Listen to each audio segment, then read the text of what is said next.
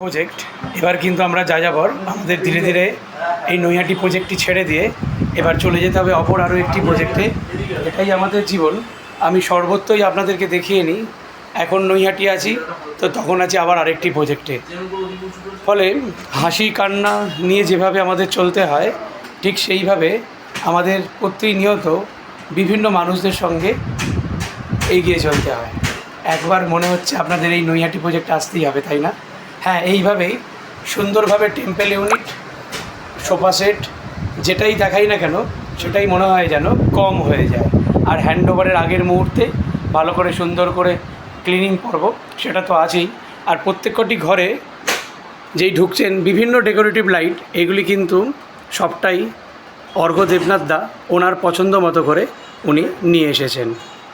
তো যেটা বলার বিষয়, আবার নতুন গন্তব্যের পথে যাওয়া গ্রুপে অনেক দাদারা আছেন, আপনারা সকলেই আমাদের কাজ দেখছেন বা দেখেছেন, অনবরত ফলো করছেন।